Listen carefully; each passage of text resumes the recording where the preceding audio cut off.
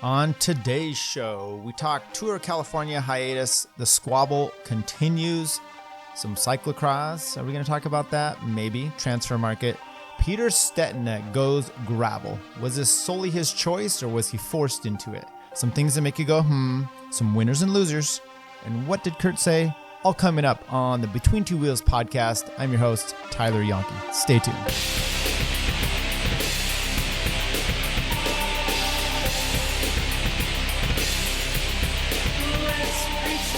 Well, here we are, episode 149 of the Between Two Wheels podcast.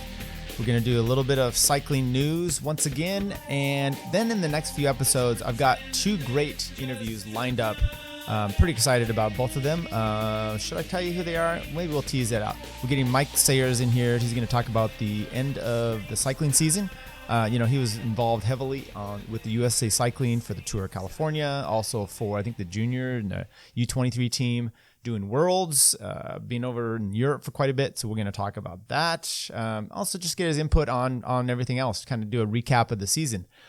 We also have Dr. Jason Braley coming in. He is the current doctor for the Sacramento Kings basketball team. He also used to be the doctor for Kenda 5-hour Energy Pro cycling team. He's done the concussion protocol stuff for the USA Cycling. Pretty cool info. And I think I've been trying to get him in all year. We finally have it scheduled down. I'm actually really excited about both of those. So look forward to that. And we'll see what's coming up. What did Curt say? Curt and Chris, come on. These two guys, we went riding last night. I don't know what it takes to get them back in here on the podcast, but I'm revamping a bunch of stuff, some new equipment. I'm getting more stuff coming. I think we're going to be able to make online as far as connecting up with them via Skype or some other method, pretty slick. So if they don't start making a show and their entrance in here, maybe we'll start taking auditions. Did I just say that out there? Also, we have, if you look at my shirt today, Kinetic Cycles in Sacramento. Just kind of giving them a shout out for no other reason that I wore the shirt. If you have a shop, you have some brands, you have some product you want to push, send it my way. Maybe send me a t-shirt. That's all it takes. They didn't do anything special other than Bruce has been really nice to me. So Chris and Curt, we did a ride last night. We smashed it. It is painful this time of year, but I'm looking forward to my weight loss. Okay.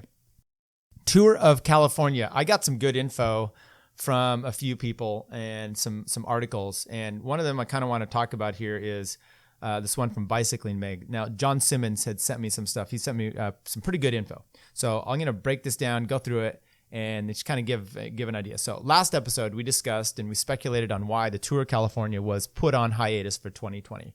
A summary of my takes is as follows. If you listen to the last episode, it's pretty evident what I said. No. AB Assembly Bill 467 was not to blame for this situation. That was my understanding. That was my conclusions. Went over what AB 467. If you've seen that, it's that equal pay, equal play bill, which basically says, and there's still some gray area along there, but if you're putting in a gendered event and you have a cash prize in one, you've got to offer the same for both men and women. That's just the whole thing. Tour of California was already doing that. Their budget's huge. The prize list is not to the point where it's going to be a determining factor for any kind of issue. So that was not the issue. But, there was speculation, partly because when the bill was presented, there was about equal access to the roads, equal time, and that would have likely been a much bigger deal because now you're putting, instead of a women's race, maybe 3 days and using similar roads or different roads. Now you've got to coordinate two separate races, two separate events, two different roads, a lot more closure. That infrastructure would be a higher cost, but that wasn't part of the bill. So unless Tour of California was really concerned about that, that was not going to be an issue. Okay. State of California is a crap heap, and costs associated with running this race are just too much. That was another one of my conclusions, which I still say it's legit. And no, women's racing isn't oppressive or comparable to slavery. That was also one of my conclusions, partly because you've got consent, self-ownership. You don't have to be a cyclist. No one's forcing you into doing this. Now, there was just a story out about a young runner that was supposed to be the next great thing, and I've only read the headlines and some tweets about it. And she said, I joined up with Nike and it basically ruined my life. And now I think she was also a minor, so you have some other things there and coaching going wrong. And, but we've seen that with the Olympic gymnastics with the coaches, abuse and those kind of things. That's not what we're talking about here. We're talking about grown-ass people willingly, voluntarily using, cycling as their job. And so that's the issue we're talking about. Okay. With that, I was given an article by Bicycling magazine, like I said, from John Simmons on our Facebook page. The article was titled, "No, Gender Equity Didn't Kill the Tour of California." Okay. And I'm just going to go over some of this, and then I've got little parts to quibble with on it. While the article does a good job, and it reports the collapse of the Tour of California, and it makes a good effort to show that AB 467 wasn't to blame. The article did have some glaring blank spots in it.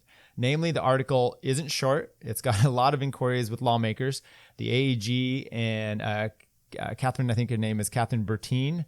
But it dismisses even questioning this. As a matter of fact, let's just go on to read some of what it said here. AEG's statement didn't exactly help dispel the notion. Race President Kristen Klein cited changing business fundamentals as the reason for the suspension. Quote, "This new reality has forced us to reevaluate our options," Klein said in part. "It's easy to link new reality to AB 467. That was on the original thing. Yeah, look, that's what I said. The original statement, it was easy to link these two because you're like, new realities, this is a new law. It's the only one that anyone really knows about what's going on.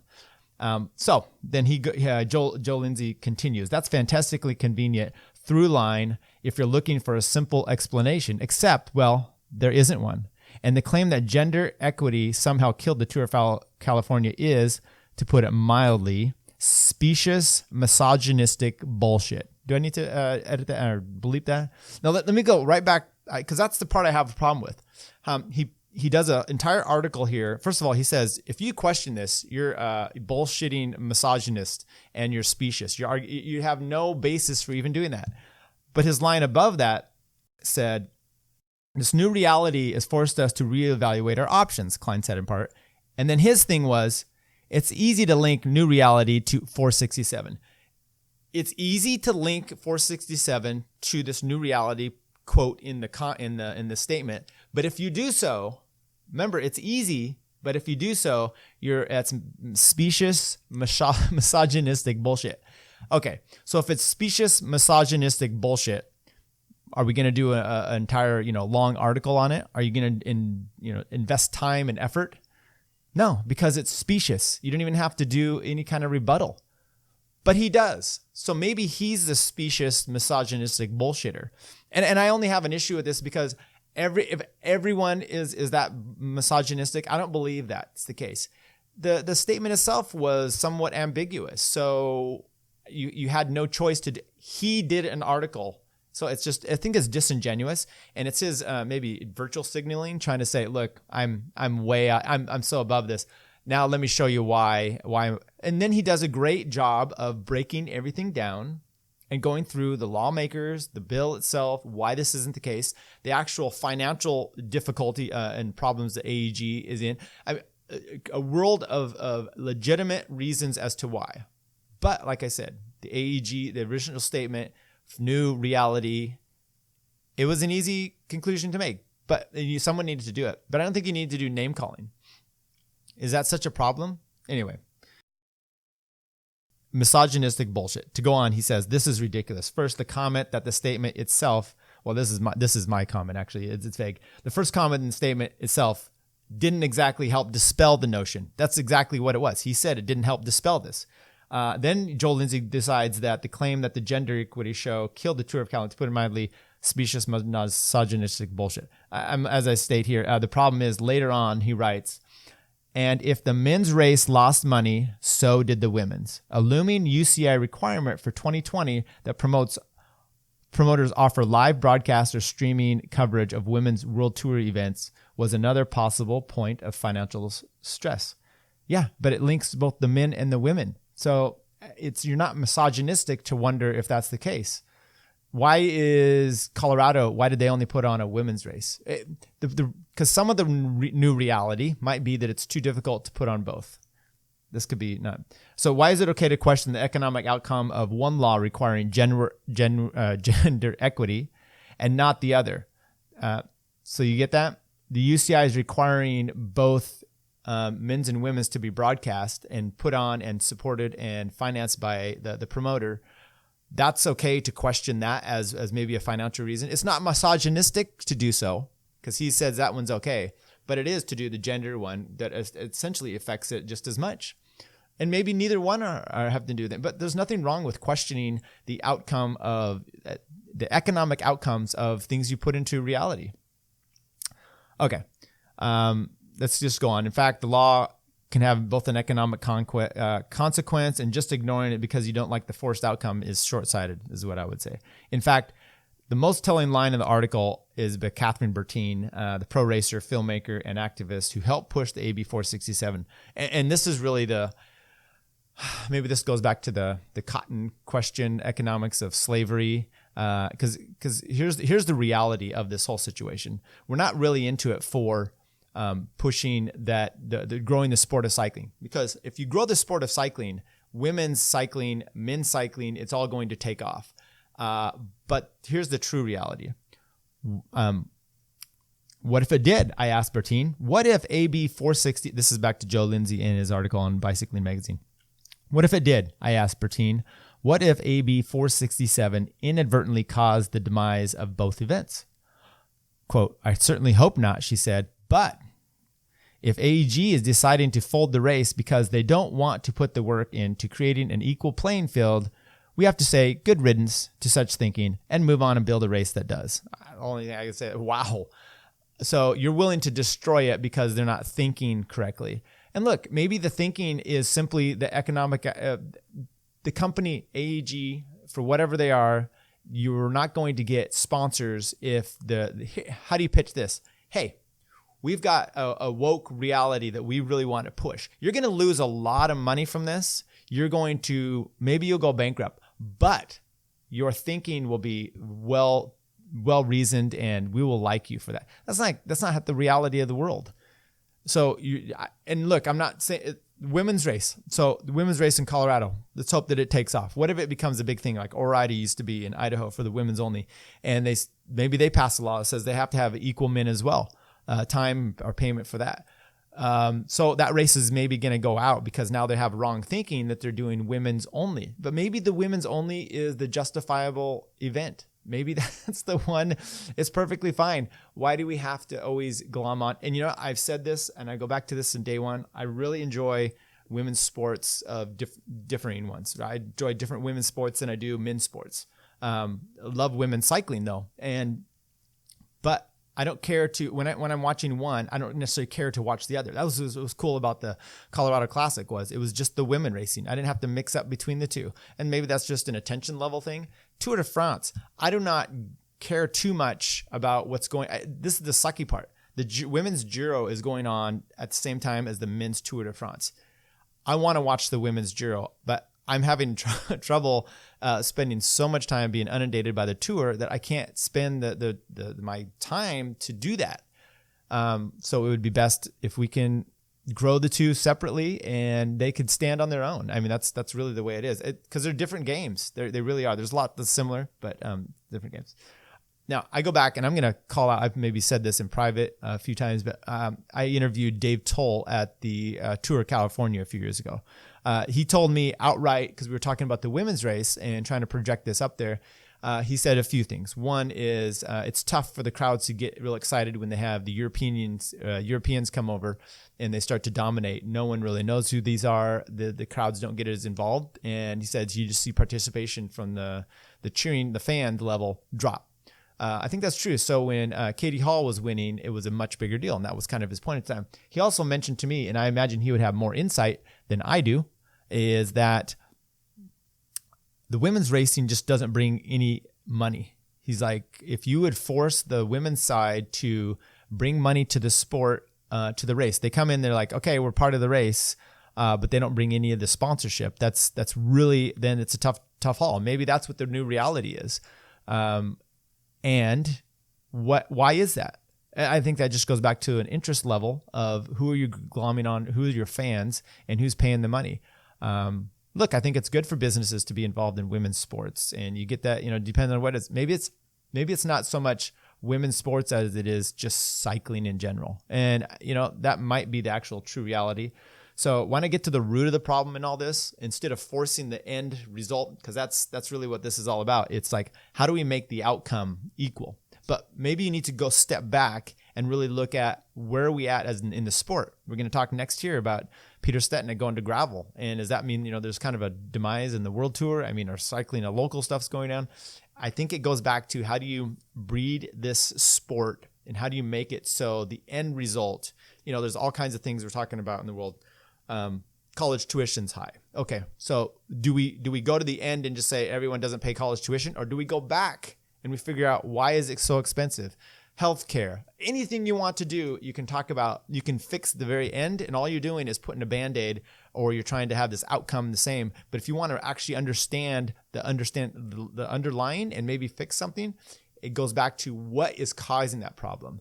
So maybe we need to have, why are the women's cycling not getting paid the same? Why is there not interest? Because it's all market driven. We're in this country, especially, we talked about voters saying that, we're going to have to get private dollars. Yes. So why are the private dollars not going to the women, but they are to the men? They do for some women's sports, beach volleyball. Look, I love volleyball. So I watch that for just the sports aspect of it. But anyway, I like your input on this. And I really think Joel Lindsey does himself a big disservice with this article by calling it misogynistic, specious misogynistic bullshit to question that. And you know what?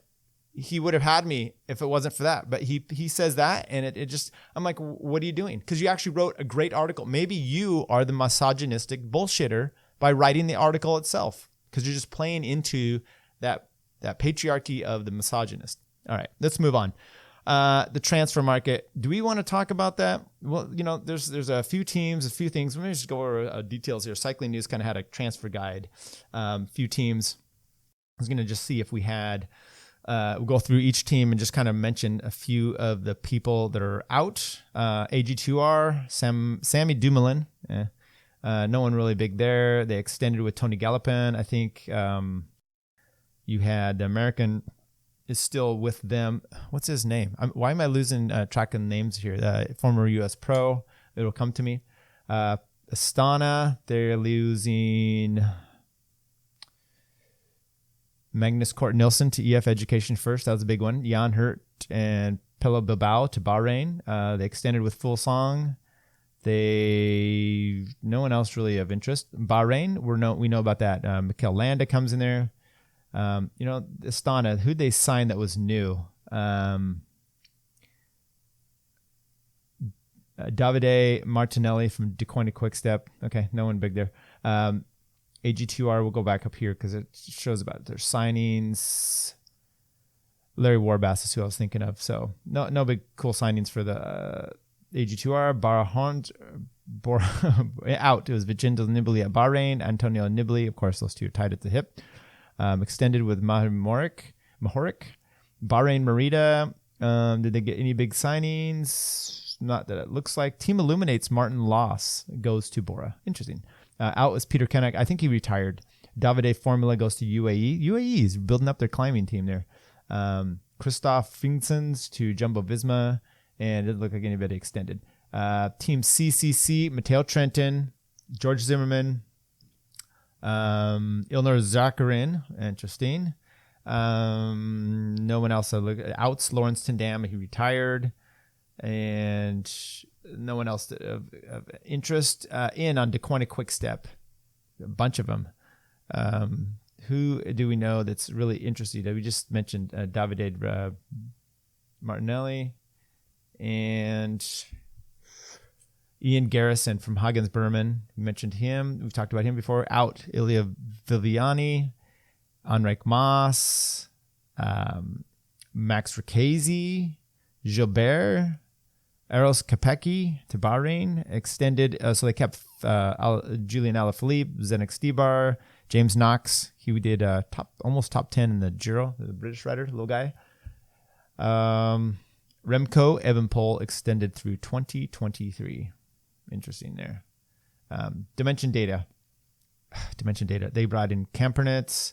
Brought in Max Walschied.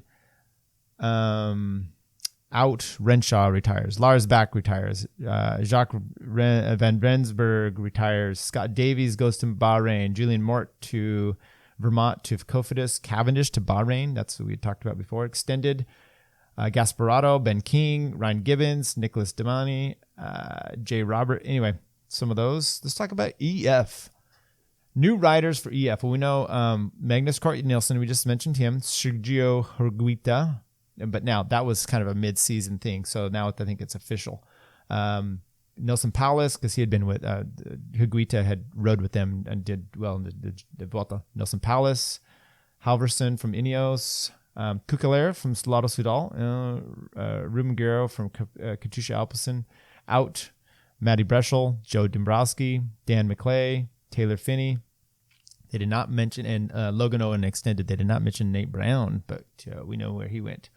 Not really caring. George Preidler is out from Groupama FDJ. Didn't he have a drug thing? Contract terminated. Okay, well, there you go. Morabito retires. Team Ineos, Carapaz. That's the big one. Out. Let's just talk about outs because we pretty much know who else. Kenny Alessandre is out. Halverson's out. De La Cruz goes to UAE. And Diego Rosa to RKS Samsic. Jumbo Visma, Dumoulin comes in. He's the only real big signer that's coming into them. Out, we know about Von Poppel, Paulson, and then everyone else is extending. Katusha Alpecin folding. Lotto Sudal, they bring in Gilbert, Degenkolb. Out. Tish Benut to Sunweb. Okay. Victor Campenertz, we mentioned him to Dimension Data. Adam Blythe retires. Mitchelton Scott. They bring in Alexander Konachev from Dimension. Oh, that must be from Dimension Data. There's really Zeitz comes up from Astana. No one real big there. Out with Matteo Trentin. So they pretty much have their solid team. Movistar. So this is going to be a big shakeup. They got a bunch in Enric Mas. Inigo Elosegui from Lizard. I don't even know who that is. Dario Cataldo, Davide Villela, Matteo Jorgensen. Out is, we know that, Landa, Quintana, Carapaz, Valls, Fernandez. Interesting. Let's go to, maybe we'll save the rest. Oh, here, let's just finish some of these off. Sunweb. Coming in. They have a bunch of guys. Tish Benut, Neil Zikov. No real big names that I can see coming in. Out, we know who about Dumoulin, Extended, Michael Matthews, Storer, Tuchfeld, Trek. They're bringing in Nibali, Quarterman, and Kelly Alessandre. Out, Brialinson Pantano, drug suspension, terminated his contract. Irizar, Degenkolb, Gogol, Feline, those are all gone. And then some extended ones. And lastly, on this one, we'll do is UAE, Brandon McNulty, Mikkel Berg, so from Hagens Berman and the Rally UHC, those two go up. Rickazy comes in from DeCoin Quickstep, Davide Formula from Bora, Joe Dombrowski from EF, and De La Cruz from Ineos. Some real good standout climbers coming in there, so pretty cool for that. Out is Dan Martin, goes to Israel Cycling. Roy Sutherland to Israel. Look, extended Pogacar, that's good. He goes up to 2023. Wow, that's pretty good. Rui Costa, he's still racing. Look, you've got, I heard Israel Cycling Academy, RKS Samsic. I don't think they made the cut on World Tour, so they're going to get, there's like an intermediate, well, maybe we'll talk to Sayer, see if he knows anything about this, but there's like an intermediate level to getting not automatic bids to the World Tour, but you kind of get them, so you'll probably see them, RKS Samsic and Israel Cycling Academy, at least for some of the Grand Tours, especially with the riders that they brought in. I think there's also one for the Classics section. So it'll be interesting to see which teams make which. Cadre Rural, some of these that always make the, either the Giro or the Euskadi team and the Vuelta. So Hagens Berman. They don't really show much here. Israel Cycling Academy. Maybe we'll go see some of these rally. Let's just do rally. Nicholas Zukowski from Floyd's. I think Floyd's went out this year. Stephen Bissett from Generation Wildlife. I think he was second at Nationals. Nationals. Out McNulty, Sven Tuft retires, and Evan Huff retires too. All right, well, that's kind of the transfer market. Cyclocross, Matthew Van Der Poel won again. I probably need to get back into this so I can report on it a little bit better. Also, they had race number 4 in Sacramento here this last weekend at Lemby Park. I was busy, did a ride, in a baseball game, my son does travel ball. So I did not get to go and watch and report from there. We'll try to give some updates on that. Van Der Poel looks like he's just destroying. And I think he's going to start winding up his road season, or winding up for it. He's going to have probably more involved with that this year, so that will be interesting. Look, Van Aert, let's hope that I don't think he's doing cross right now because I think he's still struggling from his injuries, so he's kind of still out on that. Okay, let's go to Peter Stetina. Peter Stetina, 32, American pro with Trek Segafredo, announced this week he is moving away from the World Tour and is going full-time as a gravel adventure rider instead. Okay, what did he have? He was best young rider in the 2012 Giro. He had a horrible crash at the 2015 Vuelta Ciclista al País Vasco. It's a pretty cool climbing race there. He hit like a bollard that was in the middle of the road. They came around the corner, and people were kind of splitting, and he hit it head on, just destroyed his leg. But, he finished, and that was in 2015. I think he rode the Tour the next year. He was with BMC, I believe, at the time. Finished 35th in the 2014 Tour. TJ was 5th that year. And TJ also got the best young rider's jersey. Just go through some of the teams he's been on. Started out 2006 with TIAA Kraft. That's Vader's old team that turned into Slipstream. So he was with them in 2017. Then Garmin Transitions. Remember that? They had those sunglasses that changed, or the regular indoor prescription glasses that changed into sunglasses. 11 was with Garmin Cervelo. 12 was Garmin Barracuda. 13 was Garmin Sharp. And then he went to BMC for 2 years, 14 and 15. And then 16 through 19, he's been with Trek Segafredo. So let me just talk about this real quick. Here's kind of his announcement. It's been a really fun year, Stetina told Cycling News last month. I've had more fun this year than I've had the last few years for sure. Just having a nice level, a good fitness all year, doing some of those adventure races, having a good Vuelta. Yeah, it's been a nice season. Gravel is kind of a new excitement in the U.S. scene. I grew up on a mountain bike, and I've always ridden off-road and a bit of training and off-season. So it's been quite an easy choice for me to hop onto those and just experience the community of cycling. And on Instagram, he put himself, ultimately this is a move of freshness, joy, progression, and longevity. This is not a retirement as some traditionalists would think, he wrote. Rather, I am throwing my entire self into the burgeoning world of gravel racing, both capitalized, and being a bike racer across all tire widths. Okay. While the initial steps to leave the World Tour behind was scary, I am certain this is the right choice. It will be more fulfilling and I hope more successful. I love the vibe of these races, the solo battles within and with others. Sounds like cyclocross. But the communal celebrations afterwards, knowing all we concert and odyssey individually and together. I will represent brands who value this, and I want to immerse myself in this world. This is my happy place.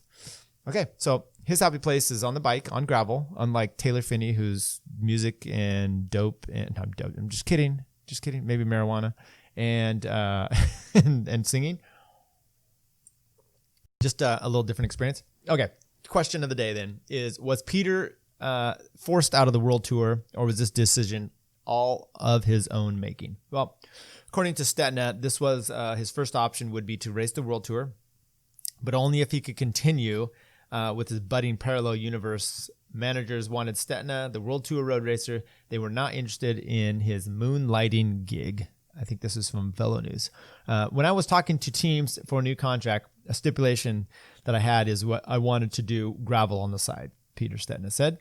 It makes sense for a lot of sponsors, but for the Euro managers, we didn't see eye to eye. The main issue was that their responsibility is to win road races, and the Eurocentric sponsorship model made it difficult for them to justify the gravel side gig. I flew flat out A few flat out thought I wasn't committed anymore, despite me having a long and strong road season culminating in a great Volta and Guangxi, and I had big success in gravel. He still did a lot of races, by the way, this year. Some people are going to say, oh, he wasn't good enough to make the World Tour contract.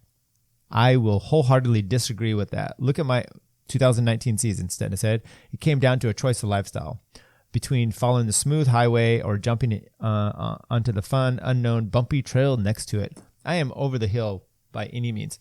Well, he doesn't say he had contract offers. I know 2019, it was quite late. He got his contract with Trek, so I don't know if there was a step down in money anyway, but he was having a hard time. He's supposed to be on the tour team that year. I think he's supposed to be on the Vuelta. I think he got kicked out, or he didn't do those. So it was a little bit. So he doesn't say he actually had a contract in hand or that someone had offered it to him. And maybe he's saying in negotiations, I wasn't willing to even offer that I would only do roads, so therefore the contract wasn't forthcoming, but it would have been if I would have said that. I don't know. I tend to think from what he's saying here, he likely could have been racing somewhere. Even, I mean, for him, some team would likely have him. He climbs really well, so he wouldn't be a total loss. So he would have been an asset for some team, you'd think. But they're thinking they're weighing everything all together, and just not going to happen. Sponsorship. So according to Velo News, for 2020, Stetina will have important backers, including high-profile sponsors like Canyon, Sportful, and Cliff Bar. But when the rubber hits the gravel, it will be against the wind. Oh, geez, come on, Andrew Hood. In terms of marketing for companies, we're seeing the whole U.S. worldwide markets shifting that way. Stetina said the gravel scene is just booming, and it gave me confidence the time is right. Okay, so there's some sense of this newness, this whole big thing. And he says, look, the sponsor model is going to be a bit different.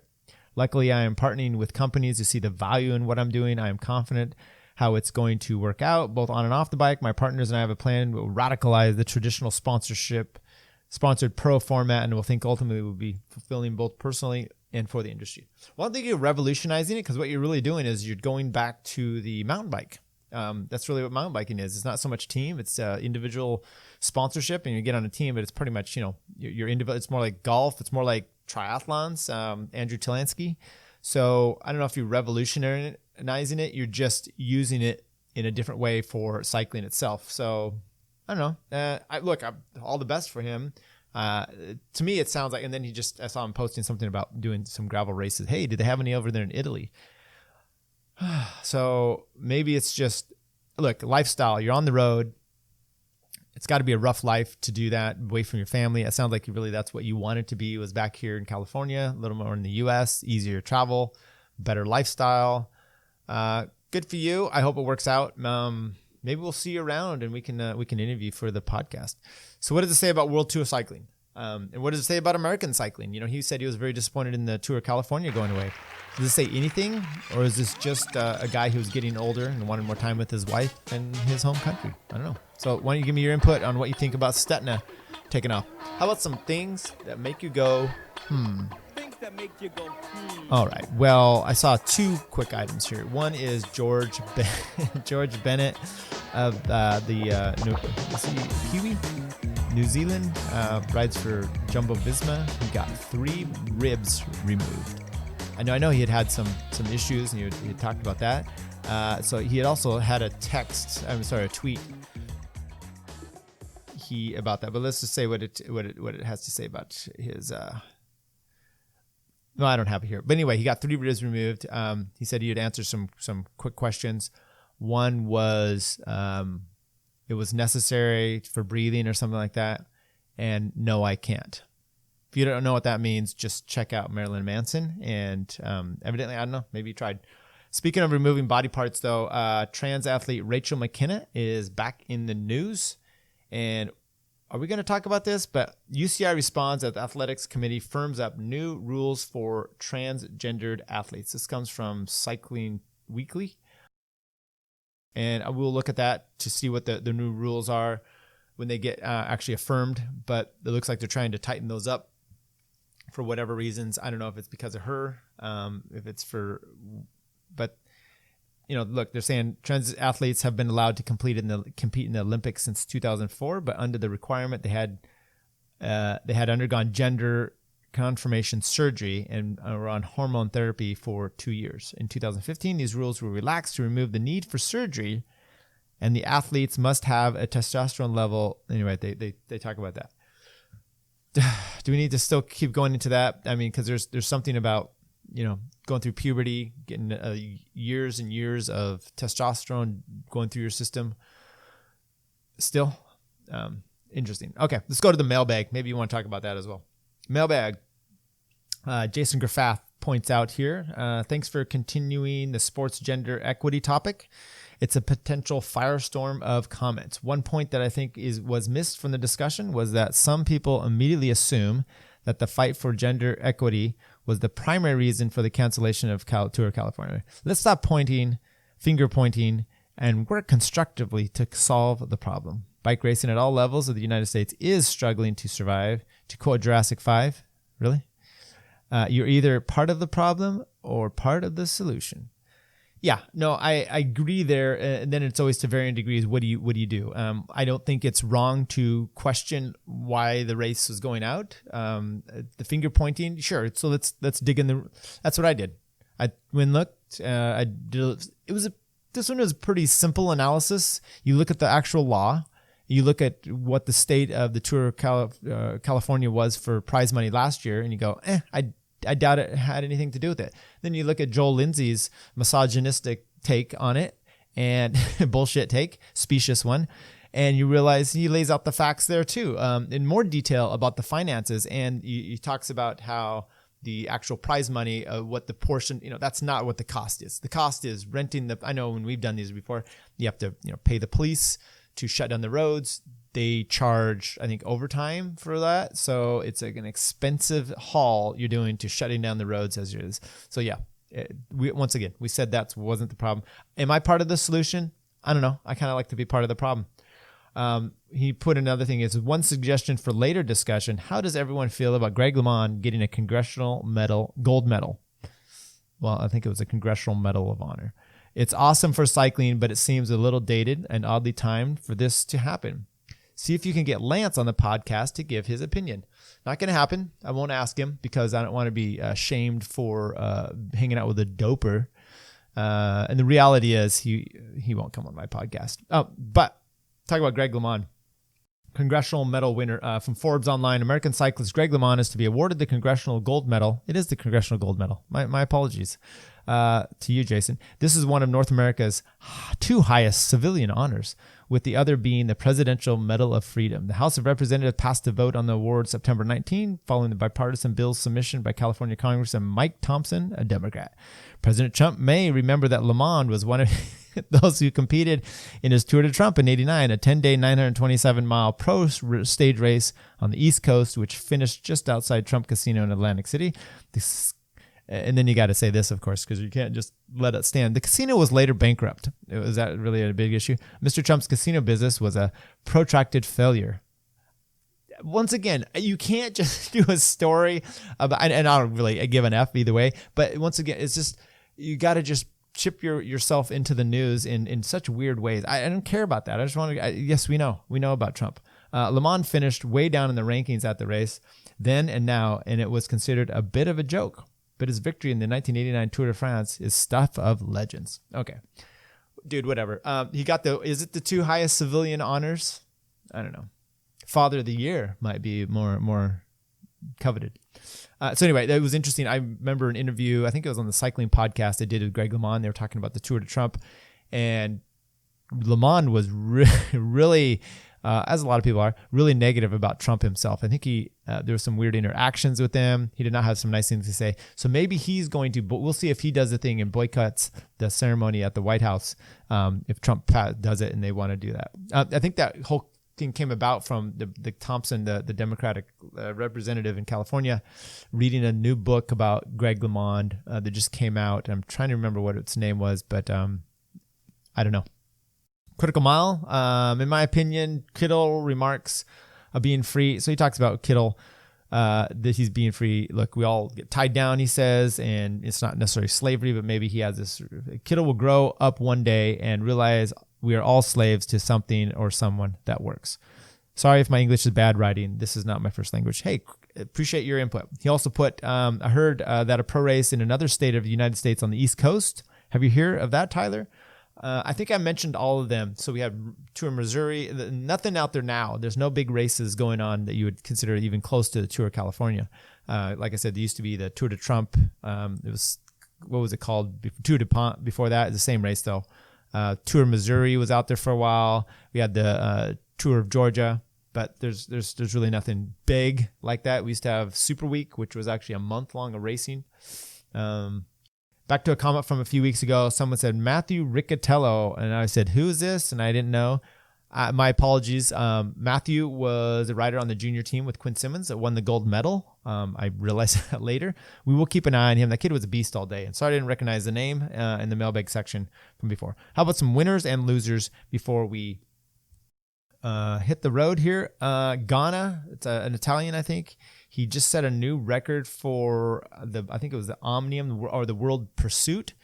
And I don't know much about that. So I need to talk to someone who knows. Maybe some of those out there in the Bay that do track, maybe Jeremy Cadell, you want to chime in on how significant this record was. I know he beat Lambie, the American, who had set the record last year. And everyone's amazed. He's like, what? This mustache wearing gravel rider all of a sudden comes out and blasts this record? Yes, he did. Well, anyway, this guy Ghana just destroyed that, I believe. And I don't know much about it. So maybe Jeremy or Nolan or some of the other guys that do track want to give some comments on that and tell me how significant that was. Any losers? You know what? We're not going to have any losers this week except for those who did not participate in the show that were asked to come into the podcast studio this week. Any of those that didn't get to get a new contract for the year, we'll have to go through that and see who got left out. You know, there's always ones that just did not make it, that make the cut. I'm reading right now Jonathan Vaughter's new book. Pretty good. One thing I really enjoy about it for me is having been in Colorado from, 95 through 2000, 2001, somewhere in there, 94, 95. Anyway, and racing with him, racing with all these guys he's mentioning, growing up watching these guys. So it's pretty cool for me, you know, understanding that all the racing and riding he's talking about, Chatfield Reservoir out in Denver and riding up in Boulder, all the stuff that I would head down out there. So it's bringing back a lot of good memories. And is there any chance I could get him on the podcast? Probably not. I don't even know if he'd remember me. But maybe we'll reach out to him just nonetheless. You know, I'm taking this in the aspect similar to what I did with Phil Guyman's book. You know, I started out Phil Guyman's book and he mentions, do I have to go through the problems? But when he immediately starts out with a fact and I know it's wrong and I look at it, I'm like, oh, that's completely wrong. Let me start to wonder about all your other things. So then, you know, he's totally wrong on his own placings on races that you can look up. He's wrong about different things that you can watch on video. He made up stuff about the Schleck brothers outright. They were never at the Tour of Utah that year or the Tour of Colorado. Anyway, my point is, you see these things, you start to. So I'm kind of taking the same perspective from Vaughter so far. Your statistics and your stuff are spot on, so I haven't found any glaring mistakes. But then again, you're not kind of putting a lot of, should I say, specious arguments in other people's mouths. All right. Everybody, once again, thanks for joining us. Look, if you ever watch this on YouTube, we're on the YouTubes. If you ever watch other people's stuff, I saw some commentary. You know, just look, we rattle off for 40-some minutes here. There's no editing. There's no clipping back together. We don't take little things out. It's what it is. It's raw. We put the feed directly out to you. This is the talent and the commentary and the research we have on this show. So I hope you've enjoyed it. If not, you can still make some comments. Check out our show. Maybe there's someone out there. I'm sorry I'm saying this at the end because it might be something significant. Someone's really talented and they want to share the show. Maybe you do it in like a Reddit forum on cycling. You say, hey, here's a show about, you know, whatever we're talking about. Maybe you can cut it up or you can just share it out there, get it out. Because we're really looking for getting the show spread around and getting more. The more we do that, the more I'm going to bring people in. We're going to talk to them and just try to spread the word and the commentary. And you know, my favorite part, I mentioned this many times, and it's going to be the next few episodes, some interviews. So I hope you guys enjoy that too. So stay seated and be looking for those out on YouTube and the podcast. Once again, Between Two Wheels, B2W _ podcast for Instagram and Twitter, Janke, TJNKE at Twitter is my personal one. You can find us on Facebook, Between Two Wheels Podcast. Anywhere else the podcasts are presented. I hope you enjoy it. Once again, thanks for listening, especially my partners on the show, Chris and Curt. They will be in here at some point. And until next time, enjoy.